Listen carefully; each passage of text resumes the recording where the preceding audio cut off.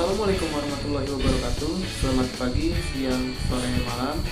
Perkenalkan, nama saya Muhammad Rian Widarda. Dalam kesempatan kali ini saya akan menjelaskan tentang materi dari mata kuliah Hukum Acara Pidana yang mencakup tentang dakwaan.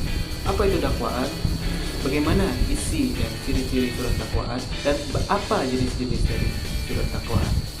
Untuk lebih lanjut, mari saya jelaskan. Jika dalam hukum perdata, tuntutan adalah gugatan, maka dalam pidana disebut dakwaan. Surat dakwaan diartikan oleh para ahli adalah berupa surat akta yang memuat perumusan maupun kesimpulan dari hasil penyidikan yang kemudian dihubungkan dengan pasal tindak pidana yang dilanggar dan didakwa terhadap terdakwa. Surat dakwaan tersebutlah yang menjadi dasar pemeriksaan bagi hakim di sidang pengadilan. Meskipun pengertian surat dakwaan tidak dijelaskan dalam KUHP, menurut pasal 143 ayat 2 KUHP dijelaskan bahwa terdapat ciri dan isi untuk penuntut umum dalam membuat surat dakwaan yang disertai dengan tanggal dan ditandatangani dengan isi. Yang pertama, harus mencantumkan nama lengkap, tempat tanggal lahir, usia, jenis kelamin, kebangsaan, tempat tinggal, agama, dan pekerjaan. Yang kedua, terdapat juga uraian secara cermat, jelas, dan lengkap mengenai tindak pidana yang didakwakan dengan menyebut waktu dan tempat tindak pidana itu dilakukan.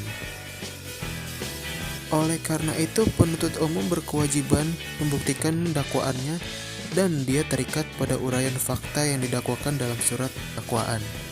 Kemudian bentuk-bentuk surat dakwaan. Yang pertama, surat dakwaan biasa, yaitu surat dakwaan yang disusun dalam rumusan tunggal dan hanya berisi satu dakwaan saja. Contohnya kasus pencurian pada pasal 362 KUHP, dan dalam perbuatan tersebut hanya dilakukan sendiri dan tidak ada faktor yang bersifat alternatif. Kemudian yang kedua, surat dakwaan alternatif. Terdapat rumusan dakwaan satu dengan yang lain saling mengecualikan dan memberi pilihan pada hakim atau pengadilan untuk menentukan dakwaan mana yang tepat dipertanggungjawabkan terdakwa dengan tindak pidananya. Contohnya, si terdakwa melakukan tindak pidana pencurian pada pasal 362 KUHP. Kemudian dalam dakwaan selanjutnya dirumuskan tindak pidana penadahan pada pasal 480 KUHP. Hal tersebut memberi pilihan pada hakim untuk dakwaan mana yang tepat dan terbukti. Yang ketiga, ada bentuk dakwaan subsidiar, yaitu terdiri dari dua atau beberapa dakwaan yang disusun dan dijelaskan secara berurutan, mulai dari dakwaan tindak pidana yang paling terberat hingga yang paling ringan.